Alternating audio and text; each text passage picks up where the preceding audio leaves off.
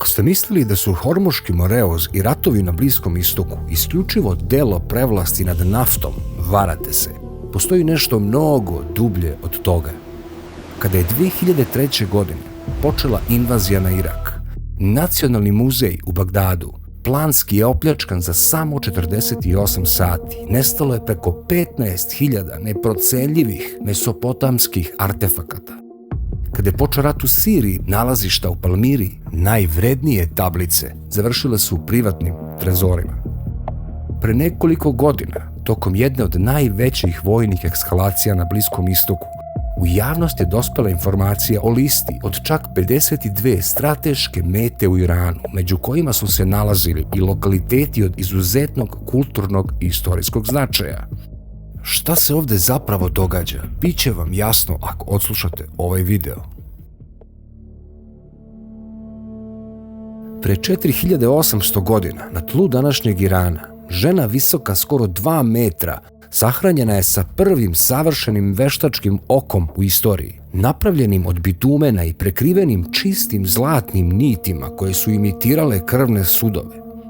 U istom tom gradu hirurzi su uspešno sekli lobanje i lečili hidrocefalus, dok su umetnici pravili prve pokretne slike na svetu. I ovo nije naučna fantastika. U ovom videu otkrivamo kako je slučajna poplava 2001. godine u iranskoj pustinji isprala Džiroft civilizaciju, koja je potpuno porušila dogmu o istoriji sveta.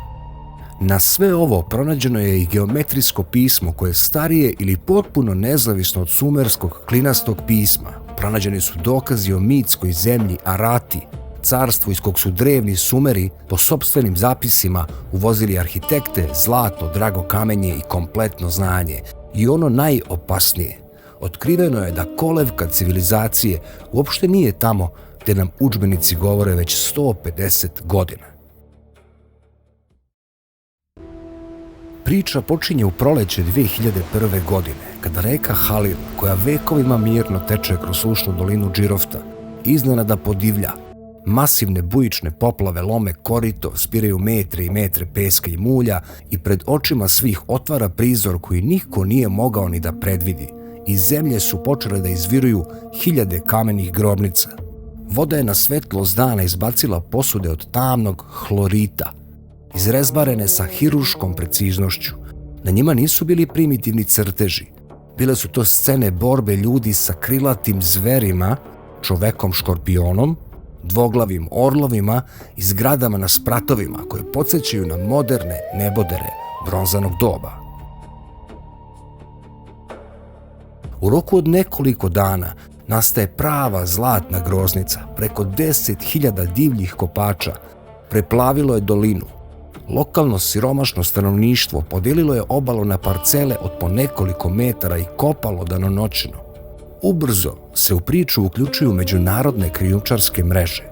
Neprocenjivi artefakti, stari skoro 5000 godina, pakovani su u džakove i krijumčareni preko Persijskog zaliva i Turske direktno do elitnih aukcijskih kuća u Londonu, Parizu i Njujorku. Zapadni muzeji i privatni kolekcionari masovno su kupovali ove predmete, vodeći ih pod lažnim deklaracijama kao nespecifični bliskoistočni stil. Zašto, pitate se? Zato što bi prihvatanje činjenice da ovi predmeti potiču iz jedne jedine, do tada nepoznate lokacije u Iranu, srušilo kompletnu hronologiju po kojoj je Mesopotamija centar sveta. Tek krajem 2001. godine iranska vlada šalje vojsku i policiju da zauzme dolinu Halil. Postalo je jasno da ovo nije nikako malo plemensko naselje. Ispod peska je ležala metropola sa masivnim strukturama površine veće od bilo čega što je čuveni Sumer u tom trenutku imao. Ono što je veoma zanimljivo, a mali broj ljudi zna, cene ovih predmeta na crnom tržištu ne mere se desetinama hiljada, već milionima dolara po komadu. Te hloritne vaze iz Džirofta isklesane su od tamno-zelenog kamena, mekog za obradu, a tvrdog poput granita kada se osuši. I na njima nije bila obična dekoracija. Ona je bila od umetnutih poludragih kamenova, tirkiza sa severa, lapisa sa planina Badahšana i karneol, umetnuti tako da formiraju precizne astronomske mape i ezoterične simbole.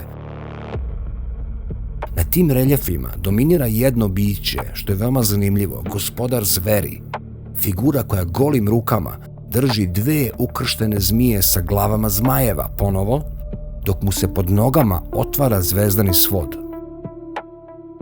Privatni kolekcionari i zatvorena okultna društva na zapadu decenijama plaćaju besnoslovne sume za ove specifične artefakte. Razlog nije samo estetika. U tim krugovima odavno postoji svest da ovi predmeti nose energetski i simbolički kod civilizacije koja je baratala silama pre velikog potopa. Džiroft specifično nije bio kopija Mesopotamije, on je bio njen izvorni prototip. Ali ako je Džiroft bio duhovni i umetnički centar, šta je onda bio grad koji se nalazio samo nekoliko stotina kilometara dalje na istočnom platou? Čuveni grad Šahr-e-Suhte, u prevodu sa persijskog spaljeni grad. Lokalitet star preko 5000 godina, koji je 3 puta goreo do temelja i 3 puta se podizao iz pepela, a da u njemu arheolozi nisu pronašli ni jedan jedini komad oružja za ratovanje. Dakle, nema mačeva, nema koplja, nema odbrambenih zidina. Bio je to grad neke potpuno drugačije civilizacije. Kada je tim italijanskih i iranskih arheologa počeo detaljna iskopavanja, naišli su na medicinska i tehnološka otkrića koja zvanična istorija 3. milenijuma pre nove ere naprosto ne može da stvari niti ikako da objasni. O čemu se radi? Dakle, prva anatomska očna proteza na svetu, 2800 godina pre nove ere. U grobnici žena visoka 182 cm, što je bila gigantska visina za to doba, pronađena je veštačka očna jabučica, napravljena od mešavine prirodnog katrana, bitumena i životinjske masti, a preko nje su urezane najfinije linije presvučene čistom zlatnom žicom debljine manje od pola milimetra, koje su savršeno imitirale očne kapilare. Oko je sa obe strane imalo probušene mikrorupice, kroz koje je tanka nit držala protezu fiksiranu za očnu duplju. Žena ga je nosila za života, očigledno, što dokazuje istrošenost kosti oko jabučice. Verovali ili ne, u ovo doba vršena je i neurohirurgija. Pronađena je lobanja 13-godišnje devojčice na kojoj je izveden hirurški zahvat otvaranja lobanje radi smanjenja pritiska izazvanog hidrocefalusom čuvenim. Kost pokazuje jasne znake zarastanja, što znači da je pacijentkinja preživela složenu operaciju mozga pre 4800 godina. Ovde se događa i prva animacija u istoriji čovečanstva. Na glinenoj vazi pronađen je crtež persijske divokoze u 5 uzastopnih faza skoka prema drvetu. Kada se vaza zavrti, crteži stvaraju savršenu tečnu pokretnu sliku. Oni koji se razumeju u kinematografiju shvataju da je ovo osnovni princip, sam početak svega, pre 4000 i više godina. Najstarija društvena igra takođe je pronađena ovde. Kompletna tabla za igru, sličnu današnjoj igri tabla ili backgammon, napravljena od 60 precizno izrađenih kockica od tirkiza i ahata. Kako je moguće da društvo usred pustinje pre skoro 5000 godina posjeduje hirurško znanje, metaluršku preciznost na mikronskom nivou i globalnu trgovačku mrežu, a da u našim istorijskim udžbenicima o njima ne piše skoro ništa? Odgovor leži u najstarijim glinenim tablicama, ispisanim klinastim pismom, pronađenim u Mesopotamiji. Sumeri su znali tačno ko su ti ljudi. Nazivali su ih zemljom bogatstva, mudrosti i magije, mitskim kraljevstvom Arata. Sada dolazimo polako do suštine. U najstarijim sumerskim epovima, poput onog o Enmerkaru i gospodaru Arate, sumerski kralj šalje glasnika preko 7 planinskih venaca na istok. Zašto, pitaju se ljudi? Pa zato što Sumer u to vreme očigledno nema kamen, nema zlato, nema drago kamenje i što je najvažnije, nema dovoljno mudre graditelje da podignu hramove bogovima. Sumerski vladar moli i preti vladaru Arate da mu pošalje zanatlije, arhitekte i sirovine. Vekovima je moderna arheologija tvrdila da je Arata običan mit, bajka o nepostojećoj civilizaciji. Međutim, kao što smo čuli u Džiroftu, kada je iskopan monumentalni zikurat, veći od onih u Mesopotamiji, i kada su pronađene tablice sa geometrijskim pismom, sve je drugačije. Dakle, to nisu bili sumerski klinovi, niti egipatski hijeroglifi. Bio je to potpuno nepoznat, linearan sistem simbola. Karbonsko datiranje pokazalo je da su slojevi Džirofta paralelni sa najstarijim fazama Uruka, a u nekim segmentima čak i stariji. Dakle, Sumer nije bio izvor, Sumer je bio samo uvoznik znanja. I tu dolazimo do fenomena koji nama na Balkanu zvuči neverovatno poznato. Baš kao što je vinčanska kultura na našim prostorima dokazala da su rano pismo i prva metalurgija bakra na svetu postojali u Evropi hiljadama godina pre nego što je Mesopotamija uopšte podigla prve gradove, tako i Džiroft i Šahr Esuhte pokazuju identičan obrazac. Pogledajte te paralele. Dakle, i Vinča i Šahr vekovima funkcionišu bez oružja za ratovanje, bez vojnih utvrđenja, zasnovani isključivo na zanatstvu, geometrijskim simbolima i obradi metala. Obe civilizacije ruše zvaničnu istorijsku dogmu da je čovek morao da postane robovlasnik i ratnik da bi bio tehnološki napredan. Postojala je jedna zaboravljena epoha čovečanstva pre opšteg militarizma, a njeni tragovi se pružaju od Dunava pa sve do Persijskih visoravni. I upravo ovde se ta drevna istorija sudara sa surovom, modernom geopolitikom. O čemu se radi? Zašto je lokacija Džirofta danas toliko opasna? Zato što leži u srcu provincije Kerman, u strateškom čvorištu koje kontroliše zaleđe Hormuškog Moreuza, glavne arterije globalnog transporta nafte. Na istim ovim planinskim prevojima, gde su pre 5000 godina prolazili karavani sa hloritom i zlatom, danas se ukrštaju radari, vazduhoplovne baze i podzemni raketni arsenali. U modernim ratnim doktrinama postoji mračan, ali proveren šablon.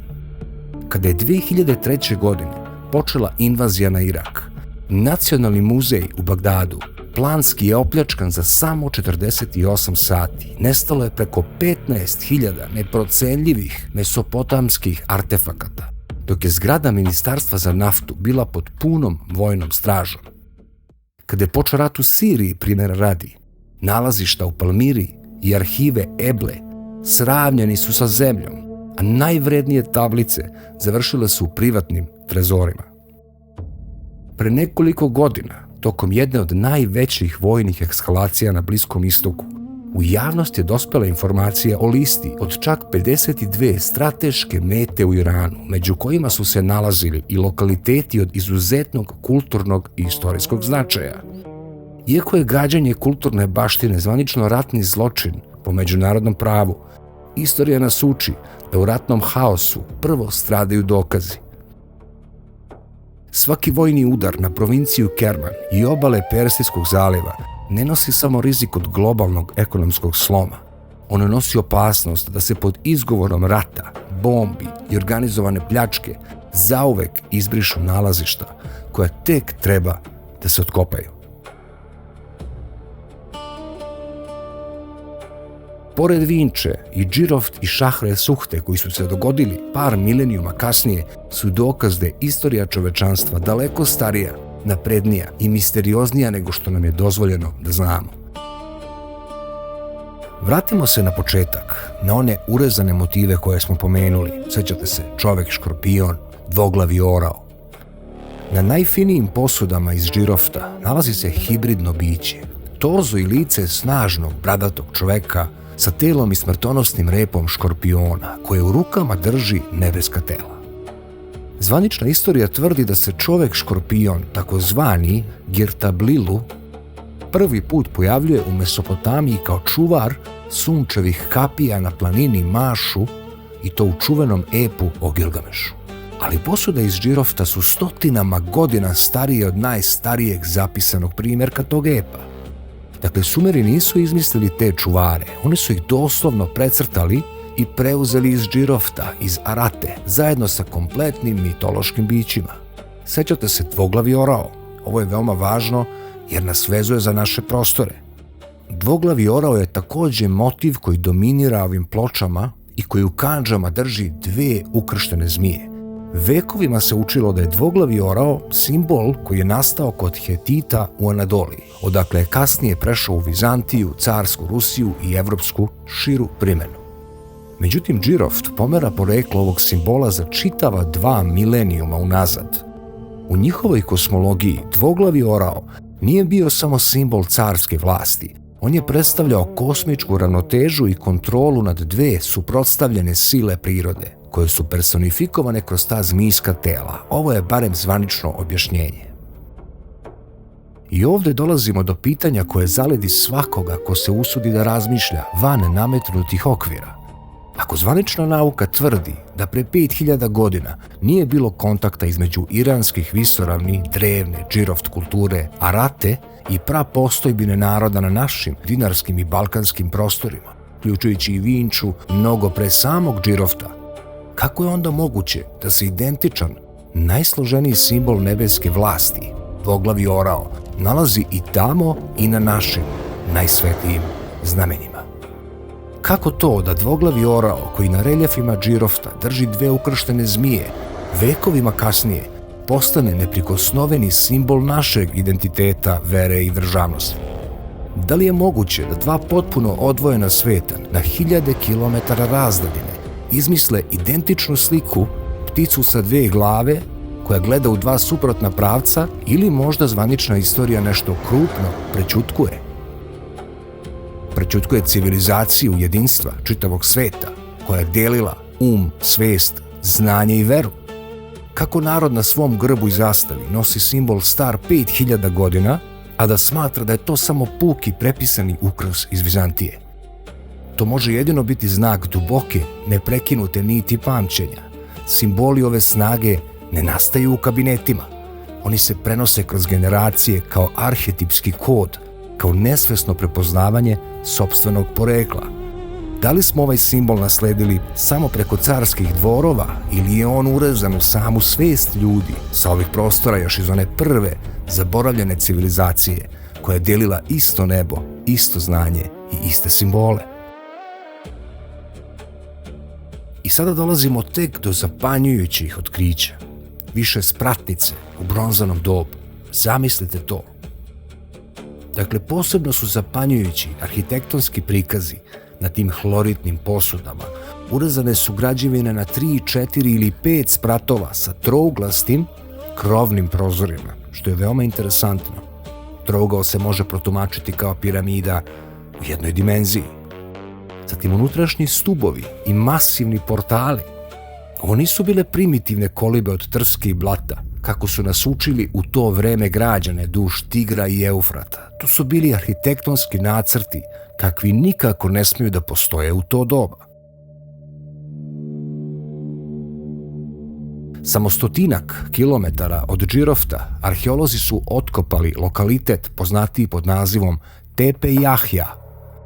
Ono što je tamo pronađeno dokazuje da džiroft nije bio usamljeno čudo, već nekakav centar prave industrijske imperije toga doba.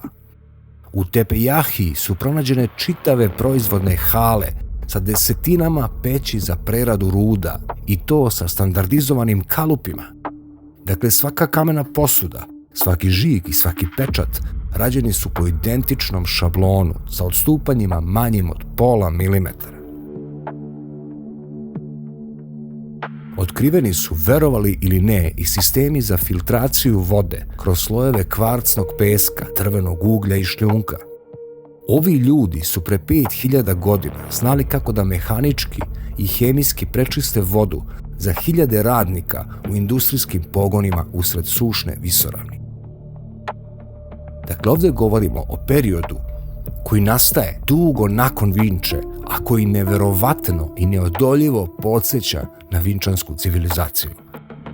Mi sada ne možemo da znamo, niti je to važno, da li su to isti ljudi koji su bili u Vinči sada i ovde preneli znanje. Ali ono što zaključujemo je sigurno da je ta civilizacija bila potpuno povezana, jedna jedina globalistička civilizacija mira i stvaranja, koja se kroz hiljade godina preslikava jedna u drugu po običajima i po stanju svesti, što je zapravo i najvažnije. Na ovom lokalitetu, da stvar bude još luđa, pronađeni su i hidraulički sistemi, dakle hidraulički inženjering. Na pitanje kako je tolika metropola preživljavala u toj surovoj klimi, odgovor leži u kanatima. Dakle, postojali su podzemni akvadukti koji su predstavljali vrhunac hidrotehnike starog sveta. Inženjeri u Džiroftu i okolnim gradovima kopali su podzemne tunele duge i po 30 km, vodeći vodu direktno sa planinskih litica ispod usijanog peska kako bi sprečili isparavanje. Nagib ovih tunela bio je manji od 1 mm po metru dužine. To znači da su posjedovali geodetske instrumente i nivo za nivelaciju terena koje moderna nauka pripisuje tek Rimljanima. Dobri moji ljudi. Mnogi od ovih drvenih kanata u provinciji Kerman i danas snabdevaju vodom lokalna naselja. Dakle, hidraulički sistem koji radi bez prestanka hiljadama godina. Kada sve ove dokaze složimo na jedno mesto, od hirurgije mozga i zlatnih očnih proteza, preko geometrijskog pisma i monumentalnih građevina Džirofta, pa sve do industrijskih centara, Tepe Jahje i motiva čoveka škorpiona, a pre svega dvoglavog orla, slika postaje kristalno jasna. Čovečanstvo nije počelo u jednoj tački, niti je razvoj tekao pravolinijski, od varvara do civilizacije. Pre nego su se podigle prve armije Mesopotamije i pre nego što je rat postao osnovno sredstvo osvajanja, postala je napredna, zaboravljena epoha graditelja, koji nisu morali da brane svoje silom ili da otimaju tuđe. Jedan svet potpuno drugačiji od ovog danas, na kome treba da učimo i kojem treba da težimo. Oni koji vole muziku, a možda nisu znali, ja se bavim i muzikom. To je moja prva ljubav, time se bavim od svojih 6 godina, skoro 40 godina.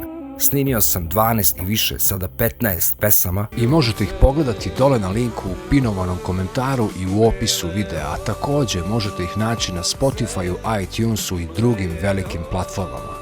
Poslušajte pesme, podržite me na tom muzičkom kanalu, da malo i na muziku utičemo sa te inteligentne strane, jer nam je muzika na potpunom dnu. I šta drugo reći, nadam se da ste uživali, želim vam prijatan završetak dana, volim vas fes, pozdrav, dobri ljudi.